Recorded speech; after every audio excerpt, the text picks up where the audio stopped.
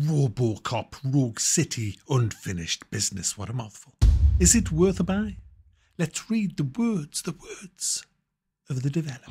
Unfinished Business is a new standalone adventure of Robocop. Omni Tower is their fortress, violence is their language. Face elite mercenaries all the way to the top of the tower and enforce the law amidst the chaos. Yes guys, we have a sequel to Robocop. What a great game that was. And it couldn't come any sooner guys, because this year is just one disappointment after another as far as I'm concerned. So it's time to get the Auto 9 back out and kick some bottoms.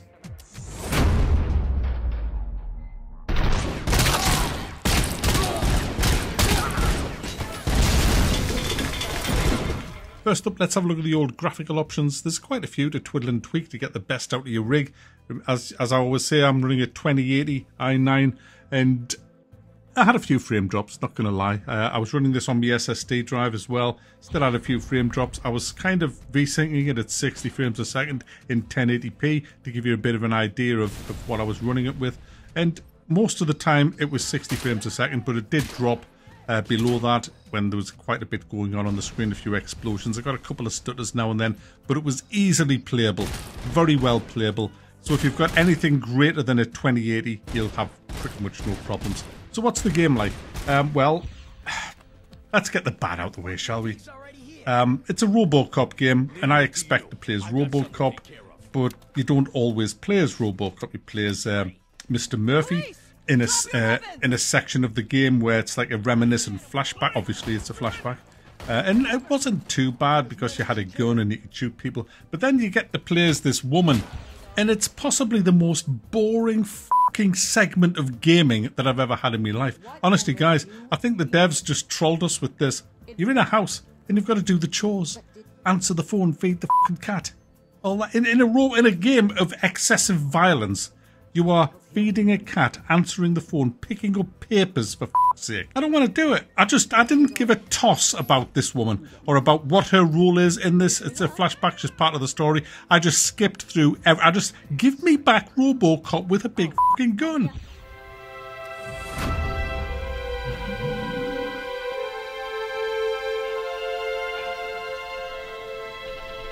Who gives the give me the big fucking gun, the big fucking gun, a big pile of elephant dung. Who gives the give me the big fucking gun, the big fucking gun, give me the big pile of elephant dung. Now, before we get too carried away with the good stuff in this game, there are a couple of bugs that I need to mention. I had to reload checkpoints to get bugs fixed because this game has a lot of reliance on trigger systems. So, for example, when an NPC gets to a certain place, like when you're escorting them, that will trigger a door to open. The door would not open because one of the NPCs got kind of stuck.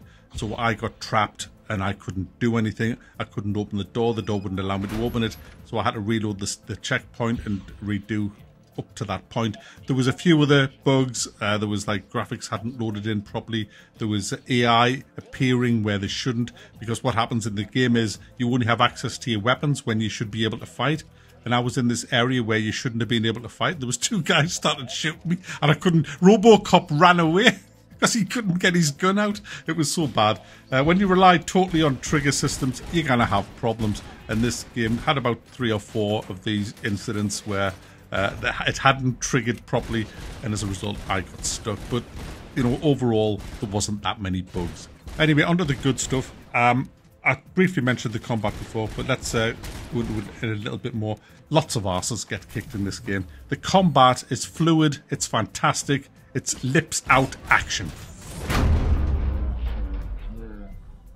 Who gives the give me the big fucking gun, the big fucking gun, a big pile of elephant dung. Who gives the give me the big fucking gun, the big fucking gun, give me the big pile of elephant dung.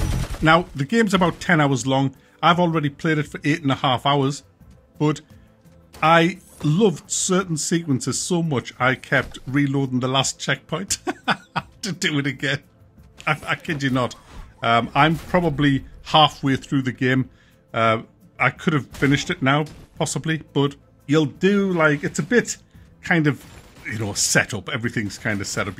You'll get a breach situation, breach after breach after breach. You're going to just clearing out room after room. And some of the rooms you go into are just so well set up for carnage that after you clear it, you'll go, I want to do that again.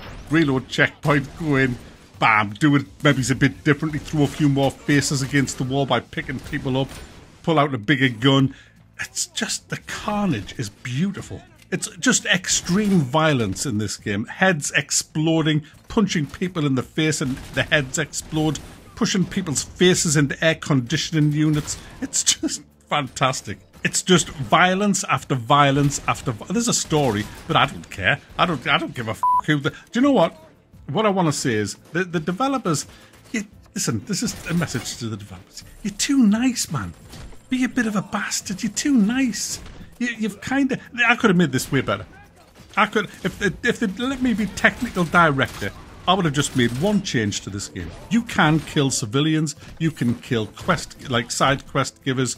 You can do whatever you want because you're Robocop. But the developers, they don't let you. They've made you play Robocop their way. They've said, this is Robocop and you will play him like we say so. You're not allowed to shoot him, her, etc.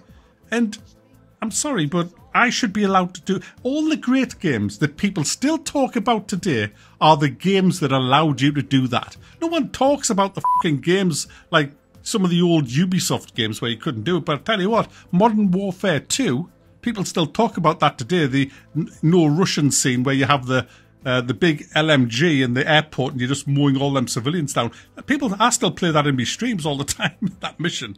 It's a classic. Kingdom Come Deliverance is another one. You can kill anybody in Kingdom Come Deliverance, and that's why people love it so much.